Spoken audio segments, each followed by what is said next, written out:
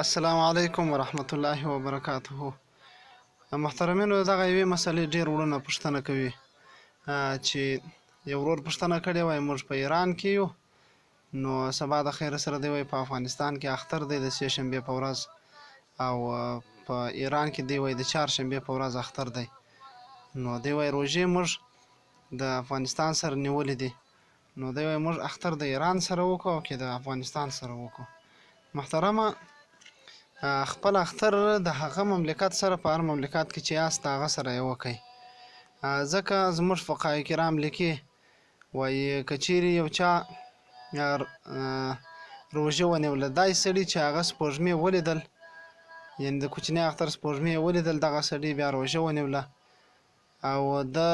خپل هغه 30 ورځې پوره کړې وي او د روژه ونیوله، وایي دغه سړی دی اختر نه کوي الا مع الامام، مګر د امام سره د اختر وکړي. یعنې د هغه باچا تر څو چې امر نه یې کړی یا هغه حکومت او هغه مملکت د ټولو اختر نه وي، دی د یوازې تنها اختر نه کوي، روژه دې نه ماتوي.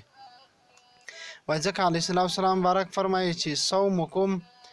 یوم تصومون، روژه ستاسې هغه ده چې ستاسې ټولو روژه وي،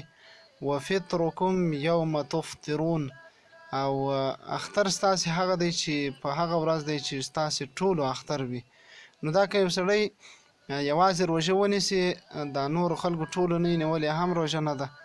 او که یوازې اختر کوي د نورو خلکو اختر نه وي د هغو روژه وي هم د اختر نه دی. حتی که دغه سړي روژه ونیوله یعنې اختر یې وکړي، وایي په دغه صورت کې وایي لم یفطروا فی مثل هذا اليوم، په دا وخت کې وایي د نورو خلکو اختر ونه کوي، وایي فوجب ان لا یفطره، پر ده واجب دی چې دی هم اختر نه کوي، ځکه دی د اتفاق د هغو سره وکړي. او دغه رقم دغه مسله راخیستې رد المختار 2 جلد 98 صفحه، او دغه رقم بحوث بالقضایه فقهیه کې وایي هر مملکت ته چې سړی واوښتی، د هغه مملکت قوانینو د هغه مملکت ټوله شیان بیا پر ده باندې واجب دی چې دی به هغه پر ځای کوي.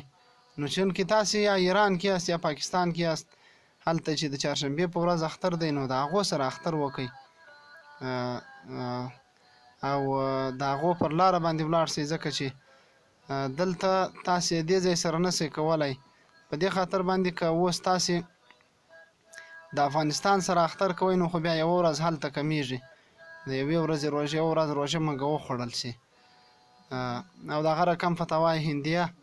کې وایي که چا 30 ورځې روژه پوره کړه، وایي لم یفطر الا مع الامام، جلد اول صفحه 198 کې وایي که چا 30 ورځې پوره کړې وي د روژې مبارکې، وایي دی خپل اختر نه کوي مګر د امام او د باچا سره دی وکړي. نو په دغه خاطر باندې تاسې د هغه ملک سره خپل اختر وکئ، د هغه ملک سره اتحاد و اتفاق وکئ،